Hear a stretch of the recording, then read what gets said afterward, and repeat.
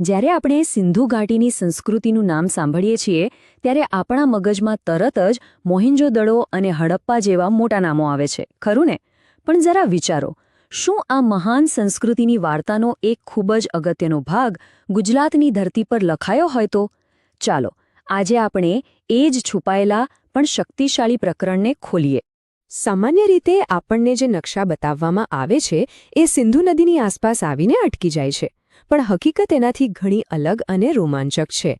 આ સંસ્કૃતિના મૂળ દક્ષિણ તરફ ઠેઠ ગુજરાતના દરિયાકિનારા સુધી ફેલાયેલા હતા, અને અહીં આપણને એક એવી સંસ્કૃતિ જોવા મળે છે જેણે માત્ર નકલ નહોતી કરી, પણ સ્થાનિક પડકારો પ્રમાણે પોતાને બદલી હતી, અને કદાચ એટલે જ એ લાંબો સમય ટકી શકી. તો સમજી લો, આપણે અહીં માત્ર અમુક ખંડેરોની વાત નથી કરી રહ્યા. આપણે એક આખી સભ્યતાના દક્ષિણી હૃદય, એના ઇકોનોમિક એન્જિનની વાત કરી રહ્યા છીએ. ગુજરાતને સમજવું એટલે સિંધુ સંસ્કૃતિની ખરી તાકાત અને એની દુનિયા સુધીની પહોંચને સમજવું. ચાલો એક ક્ષણ માટે યાદ કરી લઈએ કે આપણે કોના વિશે વાત કરી રહ્યા છીએ. આ એ લોકો હતા જેમણે હજારો વર્ષો પહેલાં, જ્યારે દુનિયાના મોટા ભાગના લોકો કદાચ ભટકતું જીવન જીવતા હતા, ત્યારે ગ્રેટ પ્લાનિંગવાળા શહેરો બનાવ્યા હતા. એમની એન્જિનિયરિંગ અને વ્યાપારની સમજ ખરેખર ગજબની હતી. તો આ સભ્યતાનો પ્રવાહ સિંધુ નદી પર અટક્યો નહીં, એ દક્ષિણ તરફ આગળ વધ્યો અને ગુજરાતના 3 મુખ્ય વિસ્તારોમાં ફેલાયો: કચ્છનું રણ, સૌરાષ્ટ્રનો દરિયાકિનારો અને મધ્ય ગુજરાતનો વિસ્તાર. અને મજાની વાત એ છે કે જેમ જેમ એ ફેલાતી ગઈ તેમ તેમ એ બદલાતી પણ ગઈ, દરેક વિસ્તારની પોતાની ઓળખને અપનાવતી ગઈ. જરા આ આંકડા પર નજર નાખો, 200થી પણ વધુ. આ કોઈ નાની સૂની વાત નથી.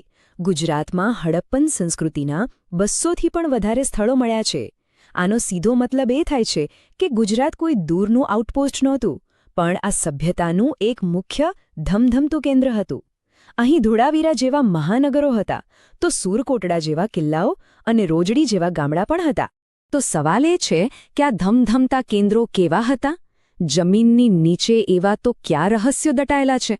ચાલો આપણે ગુજરાતના 2 એવા પ્રભાવશાળી મહાનગરોની સફર કરીએ જે આખી વાર્તાને એક નવો જ વળાંક આપે છે. આપણું પહેલું સ્ટોપ છે ધોળાવીરા. કચ્છના સફેદ રણની વચ્ચોવચ્ચ એક એવું શહેર જેની ભવ્યતા અને બુદ્ધિમત્તા જોઈને આપણે દંગ રહી જઈએ. આ ખાલી ઈંટો અને પથ્થરોનો ઢગલો નથી, આ તો માનવ એન્જિનિયરિંગનો એક જીવતો જાગતો ચમત્કાર છે. ધોળાવીરાની અસલી પ્રતિભા એની જળ વ્યવસ્થામાં છુપાયેલી છે. વિચારો, એવા વિસ્તારમાં જ્યાં પાણી સોના જેટલું કિંમતી હતું, ત્યાંના લોકોએ વરસાદના પાણીના એક એક ટીપાને બચાવવા માટે જળાશયો અને નહેરોની કેવી અદ્ભુત સિસ્ટમ બનાવી હતી. આજે પણ આપણે એમની પાસેથી ઘણું શીખી શકીએ છીએ. અને પેલું રહસ્યમય સાઇનબોર્ડ, જેની લિપિ આપણે હજી સુધી ઉકેલી શક્યા નથી, એ યાદ અપાવે છે કે ઇતિહાસમાં હજુ કેટલું જાણવાનું બાકી છે. પણ સિંધુ સંસ્કૃતિના લોકો માત્ર મહાન એન્જિનિયર જ નહોતા, તેઓ ખૂબ જ હોશિયાર વેપારીઓ પણ હતા. અને એમના વેપારનું ધબકતું હૃદય હતું લોથલ, એક એવું બંદર શહેર જેણે આ સભ્યતાને આખી દુનિયા સાથે જોડી દીધી. લોથલમાં આપણને મળે છે દુનિયાનું સૌથી જૂનું માનવામાં આવતું ડોકયાર્ડ. અને આ ખાલી એક ખાડો નથી, આ તો એ જમાનાની હાઈટેક ફેસિલિટી હતી જે ભરતી ઓટના વિજ્ઞાનનો ઉપયોગ કરીને મોટા જહાજોને લાંગરવાની સુવિધા આપતી હતી. અહીંથી જ ગુજરાતમાં બનેલા સુંદર મણકા અને બીજો ઘણો સામાન મેસોપોટેમિયા જેવા દૂરના દેશો સુધી પહોંચતો હતો. કહી શકાય કે લોથલ પ્રાચીન વિશ્વ માટે મેડ ઇન ઇન્ડિયાનું ગેટવે હતું. તો ધોળાવીરાનું આયોજન અને લોથલનો વેપાર, આ બધું આપણને શું કહે છે? એ સ્પષ્ટપણે કહે છે કે ગુજરાત માત્ર કોઈ પ્રાંત નહોતું, એ તો આ સભ્યતાનું ઇકોનોમિક પાવરહાઉસ હતું, જે ઇનોવેશન અને ગ્લોબલ કનેક્શન પર ચાલતું હતું. અહીંની અર્થવ્યવસ્થા જુઓ, એ ફક્ત ખેતી પર નહોતી ટકેલી. દરિયાઈ વેપાર અને ઉદ્યોગનો હિસ્સો કેટલો મોટો છે. મણકા બનાવવા, ધાતુકામ, શંખ ઉદ્યોગ, આ બધું એ પ્રદેશની આર્થિક કરોડરજ્જુ હતી. આ ડાયવર્સિટીએ જ તેમને આટલા સમૃદ્ધ અને મજબૂત બનાવ્યા હતા. લોથલથી નીકળતા જહાજો માત્ર માલસામાન નહોતા લઈ જતા, એ વિચારો, સંસ્કૃતિ અને મહત્વાકાંક્ષાઓને પણ સાથે લઈ જતા હતા. લોથલ જેવા બંદરો એ વાતની સાબિતી છે કે હડપ્પન લોકો માત્ર પોતાના વિસ્તારમાં સીમિત નહોતા, તેઓ દુનિયાના નાગરિક બનવા માંગતા હતા. અને હા, આ કોઈ કાલ્પનિક વાત નથી, આપણી પાસે પાક્કા પુરાવા છે. હજારો કિલોમીટર દૂર મેસોપોટેમિયા એટલે કે આજના ઈરાકની માટીની તખ્તીઓ પર મેલુહા નામના સમૃદ્ધ દેશ સાથેના વેપારની વાતો લખેલી છે અને ઇતિહાસકારો માને છે કે આ મેલુહા બીજું કોઈ નહીં પણ આપણો સિંધુ ઘાટીનો જ પ્રદેશ હતો. લોથલથી ઉપડેલા જહાજો ઇતિહાસ રચી રહ્યા હતા. તો હવે એ તો સ્પષ્ટ છે કે ગુજરાત ખાસ હતો, પણ કેટલું ખાસ? શું અહીંના શહેરો ઉત્તરના હડપ્પા અને મોહેન્જો દડો જેવા શહેરોની કોપી હતા કે પછી તેમની પોતાની કોઈ અલગ ઓળખ હતી? તફાવત એકદમ સાફ છે. ઉત્તરમાં નદીઓમાં બારેમાસ પાણી હતું એટલે ત્યાં ડ્રેનેજ સિસ્ટમ પર ભાર હતો, પણ ગુજરાતના સૂકા વિસ્તારમાં તેમણે પાણી બચાવવા માટે મોટા જળાશયો બનાવ્યા. ઉત્તરમાં અર્થતંત્ર ખેતી પર આધારિત હતું, જ્યારે ગુજરાતે દરિયાને પોતાની તાકાત બનાવી વેપાર પર ધ્યાન કેન્દ્રિત કર્યું. આ એક સરખાપણું નથી, આ છે ઇન્ટેલિજન્ટ એડેપ્ટેશન એટલે કે બુદ્ધિશાળી અનુકૂલન. અને આ જ આખી વાર્તાનો સાર છે.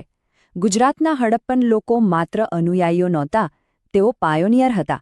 તેમણે કોઈના નિયમોનું પાલન ન કર્યું પણ પોતાની જરૂરિયાત મુજબ નવા રસ્તા બનાવ્યા. એમણે સાબિત કર્યું કે એક મહાન સંસ્કૃતિ એકસરખી હોવી જરૂરી નથી, પણ એ પરિસ્થિતિ પ્રમાણે બદલાઈ શકે એવી હોવી જોઈએ. પણ દરેક મહાન સભ્યતાની જેમ સિંધુ સંસ્કૃતિનો પણ અંત આવ્યો. પરંતુ ગુજરાતમાં આ વાર્તાનો અંત થોડો અલગ છે. કોઈ એક કારણ નહોતું, પણ એક પછી એક ઘટનાઓ બનતી ગઈ. પહેલાં ક્લાઇમેટ ચેન્જ થયું, ચોમાસું નબળું પડ્યું, પછી સરસ્વતી જેવી મોટી નદીઓ સૂકાઈ ગઈ, ખેતી કરવી મુશ્કેલ બની ગઈ, અને જ્યારે સ્થાનિક સંસાધનો ઘટ્યા ત્યારે દૂરના દેશો સાથેનો વ્યાપાર પણ તૂટી પડ્યો. એક એક કરીને સભ્યતાના પાયા હચમચી ગયા. પણ અહીં જ ગુજરાતની વાર્તામાં એક મોટો ટ્વિસ્ટ આવે છે. જ્યારે ઉત્તરના મોટા શહેરો ખંડેર બની રહ્યા હતા, ત્યારે ગુજરાતમાં જીવન ધબકતું રહ્યું. અહીંના લોકોએ પોતાની જીવનશૈલી બદલી. મોટા શહેરો છોડીને રંગપુર જેવા નાના ગામડાઓમાં વસી ગયા.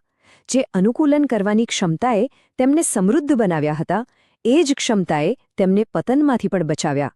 સંસ્કૃતિ મરી નહીં, એણે ફક્ત પોતાનું સ્વરૂપ બદલ્યું. તો આજે આપણે સિંધુ સંસ્કૃતિના આ ગુજરાત ચેપ્ટરમાંથી શું શીખી શકીએ? આપણે પાણીના દરેક ટીપાનું સન્માન કરવાનું શીખી શકીએ.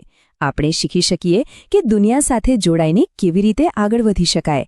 અને સૌથી અગત્યનું, આપણે એ શીખી શકીએ કે બદલાતા સમય સાથે અનુકૂલન સાધવું એ જ ટકી રહેવાની અસલી ચાવી છે. 4500 વર્ષ જૂની આ વાર્તા આજે પણ આપણા ભવિષ્ય માટે એક માર્ગદર્શક છે.